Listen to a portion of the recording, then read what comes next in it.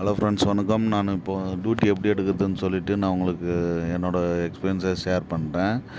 இப்போ குரூப்பில் டெலிகிராம் குரூப்பில் நம்ம டியூட்டி எடுப்போம். டியூட்டி எடுக்கும்போது நிறைய குரூப்ஸ் இருக்கும். அந்த குரூப்போட லிங்க்கும் நான் கீழே டிஸ்கிரிப்ஷனில் இந்த குரூப்பில் பார்த்தீங்கன்னா, இப்போது மெயின் தளம்னு ஒன்று இருக்கும்.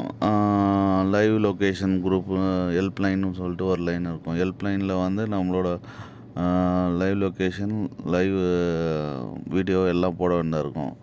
இப்போ மெயின் தளத்தில் டியூட்டி போட்டாங்கன்னா அதை டேக் பண்ணி நம்ம எடுக்கணும். அது டேக் பண்ணி எடுக்கிறது எப்படின்னு சொல்லிவிட்டு நான் இன்னொரு வீடியோவில் போடுறேன்.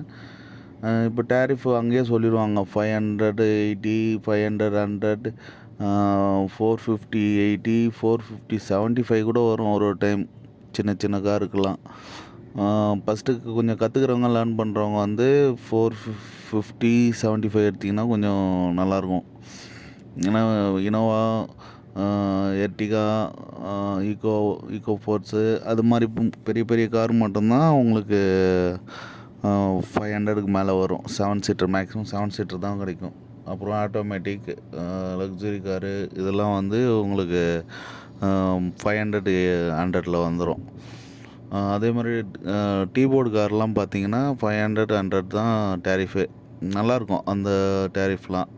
அது கொஞ்சம் எக்ஸ்பீரியன்ஸான டிரைவரு ப்ளஸ்ஸு மேக்ஸிமம் 5 இயர்ஸ்க்கு மேலே இருந்தால் தான் கொஞ்சம், மினிமம் 5 இயர்ஸ்க்கு மேலே இருந்தால் தான் கொஞ்சம் உங்களுக்கு டியூட்டி அலாட் பண்ணுறவங்களும் பார்ப்பாங்க. பார்த்து வேலிடிட்டி எப்படி இருக்குன்னு பார்ப்பாங்க.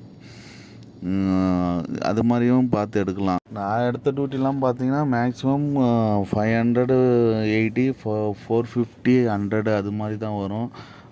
மினிமம் உங்களுக்கு 2 ஹவர்ஸ் ஆனாலும் 3 ஹவர்ஸ் ஆனாலும் 4 ஹவர்ஸுக்கு ரவுண்டாக 4 ஹவர்ஸ் 500, இல்லைனா 4 ஹவர்ஸுக்கு 450. இந்த டேரிஃப் தான் உங்களுக்கு ஃபஸ்ட்டு ஸ்டார்ட் ஆகும். அதுக்கப்புறம் அடிஷ்னல் ஹவருக்கு அவங்க நம்ம கால்குலேட் பண்ணி சொன்னபோது எவ்வளோ ஆச்சுன்னு கேட்டாங்கன்னா, அதுக்கு ஃபஸ்ட்டு 4 ஹவர்ஸுக்கு இந்த டேரிஃபு 450, 500, 550 அப்படின்னு சொல்லிட்டு கேட்கணும். அதுக்கப்புறம் அடிஷ்னல் இவ்வளோ ஓடி இருக்குது, அதனால் அடிஷ்னல் 80 போட்டு நம்ம கூட்டி சொல்ல வேண்டியதான்.